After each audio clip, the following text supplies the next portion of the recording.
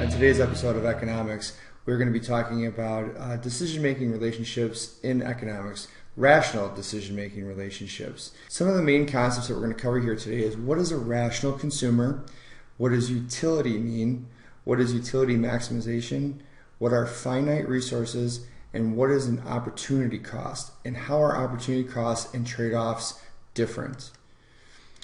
Well, one of the things that we need to understand before we begin talking about rational consumers is that everyone is a consumer. If you buy things, if you go to a store or you go to a restaurant or you go to a gas station, you are a consumer. Now, what a consumer does is they consider the choices that they want to make based on factual information that they have. They weigh their opportunities.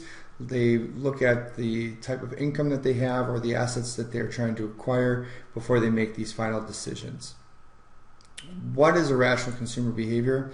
Well, it's consumer behavior that's based upon one person's desire to satisfy their own needs and wants. Okay, so there's a self-interest here. Consumers must consider the scarcity or limited resources they have available against their wants and needs. So oftentimes what we do is we look at our resources, and one of our primary resources is going to be the amount of money that we have available to spend on different things. And then what we have to do is consider what our wants and what our needs are. So what types of things influence those economic decisions? Like I said, we've got needs. Needs are something that you have to have for survival. This is things like food, shelter, water, heat in the wintertime if you live in a cold environment, those types of things. Where wants are something that are above and beyond what's necessary for survival, but they're nice to have. Many people would say that they need to have a car, but do you need to have a sports car? So that distinguishes between the need and a want. Now, when we talk about utility, utility is gratification received from consuming a product or service, and it can also include a product's usefulness to a person. So when we look at things like a cell phone, for example, a cell phone can have a lot of usefulness to an individual person. Now, you may need it because you might have an emergency, you need to make a phone call. Maybe you want to stay in contact with friends and family. But with the way that cell phones have evolved in recent years, one of the things that you can do is you can use your cell phone as not only an instrument to call people with, but you can also use it as a camera or a music player. Now, that increases the product's usefulness. So it's not just one item, it's several items.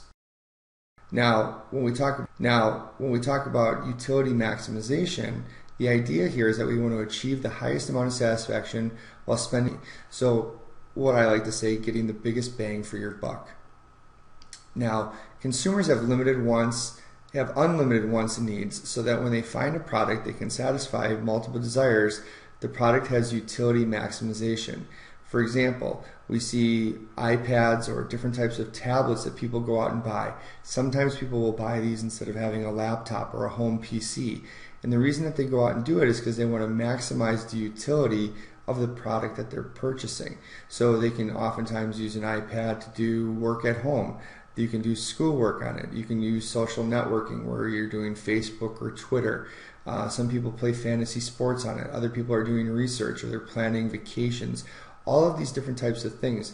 When you can do a variety of different things on one item, such as this iPad or a tablet, that's going to give you utility maximization. Now, when we look at the term finite resource, we're basically dealing with the concept of scarcity. And what we're looking at here is a fixed amount of supply that is irreplaceable and non-recoverable. So an example, a very easy example when we're talking in generalities, is to talk about resources that come from the earth. So things like oil or trees or different types of precious metals like gold or silver or those types of things. Those are oftentimes examples of supply that's irreplaceable. And what it does is it gives us an idea of why a resource is finite. Okay, one of the main finite resources that we have available to us is money, the cash that we have to spend that's in our pocket or our bank account. We would also like to have a tree that grows in our backyard that has money, but that's not the case for all of us. But when we go back and we take a look at finite resources that come from the earth, things such as oil, we can see that prices change on oil from time to time because of the limited ability to possibly mine it or refine it. And there's only so much oil that's available, and when it's gone, it's gone. And that's why we can see that the prices on oil can change. When we look at cash, we have a limited amount of cash that we can spend to meet our wants and our needs, but then we would have to go back to work to get more. Now, opportunity cost is a major economic concept that you'll find in just about any kind of economic textbook, and it's one of those basic principles that's important to understand. What opportunity cost is, it's a sacrifice that's made by a person based on value or opportunity over another opportunity due to limited resources. So for example, economists call giving up the next best thing an opportunity cost. So one of the most famous opportunity cost examples is a concept that is related to decisions that governments need to make. And the opportunity cost that a government needs to make from time to time is to put their money into guns or butter. And essentially what that means is that they're not literally putting their money into guns or butter, but they are examples of, should we spend money on things like national defense, which would be represented by the guns, or domestic issues, which would be represented by the butter? Do we put money towards school lunches or infrastructure or those types of things? Or do we put it into our military, common defense, those types of things? So you can see on the chart here that one axis is dedicated to guns, the other axis is dedicated to butter, and depending on how many resources are allocated one way or the other, you're going to have to give up one or the other. So if a government decides to put most of its resources into common defense, then there'll be less money going into things that would benefit the citizenship, and vice versa.